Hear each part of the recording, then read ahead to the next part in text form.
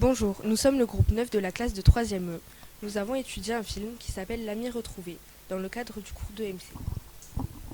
Nous allons tout d'abord vous faire un petit résumé de ce film. Le film raconte la forte amitié entre le narrateur Hans Schwartz, fils de médecin juif, et Konrad von Hohenfeld, jeune aristocrate pendant la montée du nazisme en 1932 à Stuttgart.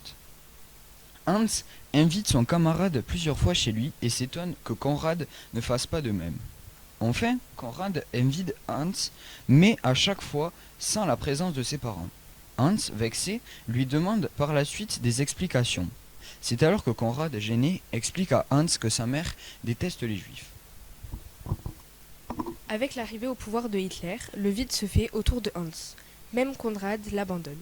Les parents de Hans, qui soupçonnent le harcèlement que subit le jeune homme au lycée, décident de l'envoyer en Amérique, chez ses grands-parents, où il poursuit des études de droit à l'université Harvard, dans le Massachusetts, et devient avocat.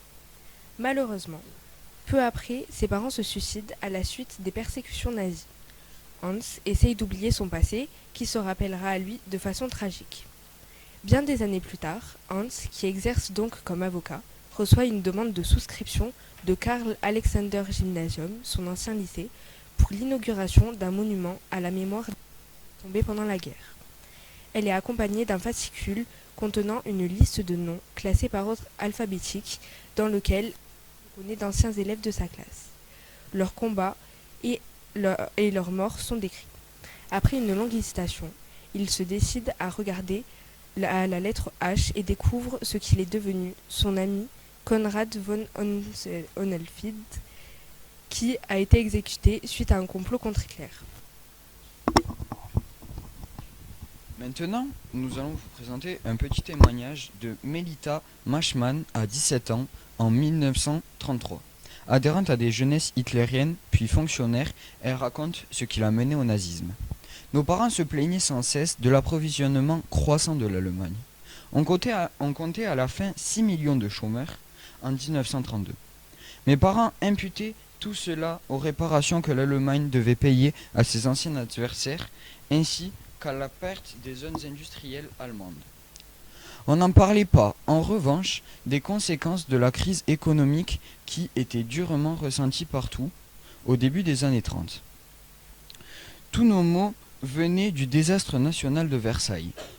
Des adultes nous enseignèrent que les Juifs étaient mauvais, qu'ils faisaient cause commune avec les ennemis de l'Allemagne. Nous rêvions de sacrifier à un idéal.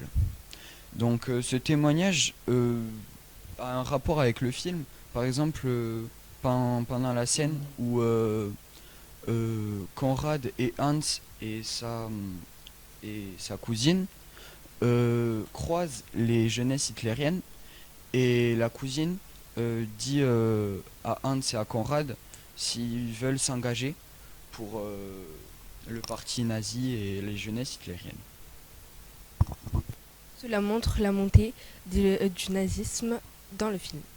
Nous allons vous présenter une courte biographie de Hitler. Né en Autriche, Hitler s'engage dans l'armée allemande en 1914. Humilié par la défaite de l'Allemagne dans la Première Guerre mondiale, il s'engage dans le parti nazi, dont il deviendra le dirigeant. Après une tentative de coup d'État en 1923, il rédige Mein Kampf en prison. À la suite du succès du parti nazi aux élections législatives, il est nommé chancelier en janvier 1933. Le peuple allemand voit donc Hitler comme un sauveur.